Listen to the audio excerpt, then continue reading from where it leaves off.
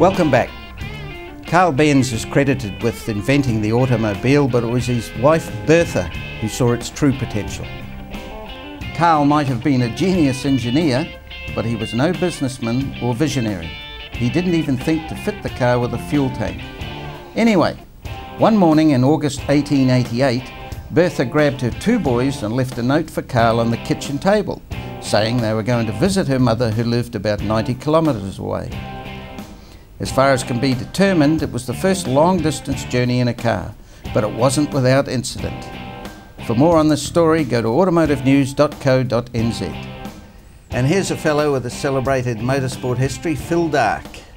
Phil, you've met all the greats. I have, Al. In the last 20 odd years I've been in a very privileged position. I've met Emerson Fittipaldi, I've interviewed Damon Hill, I talked to, well, obviously Kenny Smith, who's still great at, what, 73, 74 years of age now. A lot of motorcycling heroes. Roger Da Costa, a hero of mine, got to talk to him for about 25 minutes when he was out here a couple of years ago. So yeah, it's a fantastic job. Good. You got an interest in broadcasting from your days on scrambling. That's right, yeah, raced motocross for 15 years, and in the early days, back in the early 80s, I think my bike stopped at one of the motocross tracks we went to up in Welsford, and they had a PA system there, but they were only using it to call the races up, like next race 125's to the line and all the rest of it. My bike stopped, so I walked over to them and I thought, can I put a commentary on this race for you?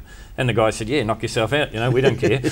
So I did, and it was one of those situations, and you hear about it a lot. It was in the right place at the right time. There was a guy in the crowd wanted to run a big motocross in Auckland. He was going to pay some bloke to come down from, or come up, I should say, from Wellington to do the commentary. He heard what I did, and he got in touch with me about 4 or 5 days later and said, look, I was at Welsford, I heard what you did, I really enjoyed it.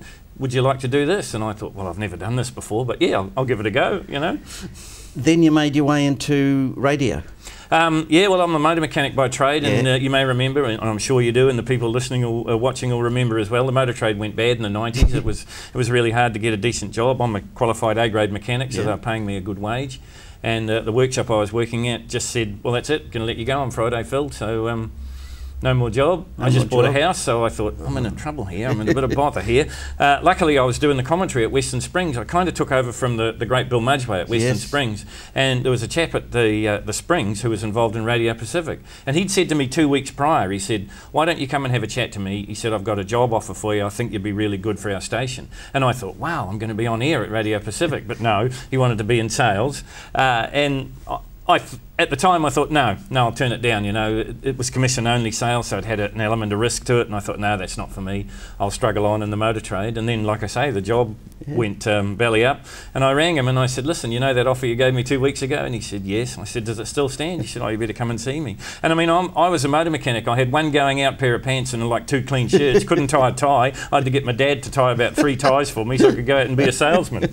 So that lasted, I don't know, a couple of years, and then I sort of wangled my way into doing some on-air stuff with Radio Pacific, and Pacific was great because I was doing a little bit of freelance TV at the same time, and it allowed me to be freed up to go to these different places to do all the television stuff and some freelance radio stuff as well. So yeah, I'm indebted to Derek Lowe and the team at Radio Pacific. They're really good, and I got further involved in the television side of things, and my boss at the time, John Duffy, said to me, he said, look, Phil, you know, you've probably got enough work now to go freelance, but there's always an element of risk in freelance. And Derek Lowe said to me, look, we like what you've done for us, and we think you should go freelance. You're obviously good enough, all the rest of it. But he gave me a backstop. He said, if it doesn't work out, there's always a job for you if you have to come back. So that was brilliant. And fingers crossed, I haven't come back yet. So. Is there a favourite motorsport? Like you did Speedway, you've done pretty much everything. Look, I really like motorcycle racing, always have. That's kind of where I started, so I always like that. But yeah, I mean, anything really, I like it all. I really get excited, even though to this day I've just come back from Palmerston North, me down at Manfield for the final round of the New Zealand Road Racing Champs. And I'm excited to be down there, you know. Every job I do, I'm excited to be there. I try and approach it from a fan's point of view. I mean, yeah, okay, I'm providing information and a little bit of entertainment with the commentary, but the questions I sort of think, well, what would a fan want to know? Not the technical side of it, not how many revolutions the wheel turns or whatever horsepower and things like that. What would a fan want to know? Like, what did Andrew Stroud have for breakfast, or what does Dennis Charlotte do for fitness and all that sort of carry on. So yeah, I love it. They want to know about the people, don't exactly, they? yeah. And I seem to think the more information you can give the people watching at home or watching at the venue, the more they understand it, the more they get into it. Boy, you've had some fun, Phil. So let's hear you in action. You're on board with the leader, looking back at second place. Wanganui is Richie Devons. Up the inside he goes. Can he make it stick? As they head into the Hawkers Transport turn, I think he can. We'll be able to see it here. Yes, he can. Toby Summers looks down at the machine. Has he got a problem? Because already there's daylight between Devons and Summers as they work their way down onto the DML Builders straight. Checkered flag comes out and Devons has picked the pocket of Toby Summers and he's won. Plenty of action there, mate. You sound as though you're enjoying yourself. Oh, look, as I said, I love every minute of it. Beats working for a living, Alastair. Tell me, you mentioned Damon Hill. You know, Graham Hill used to spend some time here in the late 50s, early 60s. Yeah, indeed. What'd you talk about with Damon? Well, Josh, his son, was out here in the Toyota Racing Series, and we were doing a little bit of filming there. And he was just walking back to the pits, and I said to the producer, I said, that's Damon Hill, let's go and get a chat with him. So we did. He didn't want to talk about motor racing. He's an avid guitarist. He talked more about playing the guitar than motor racing, which was quite neat. Has he got a famous guitarist that he admires, do you know? He likes Jeff Beck.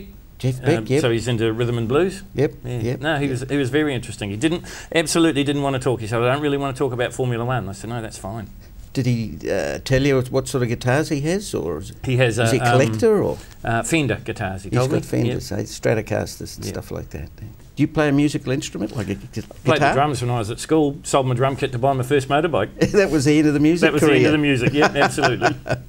Thanks so much, Phil. It's just great listening to you. Thank you, Alastair. We'll be back in a moment.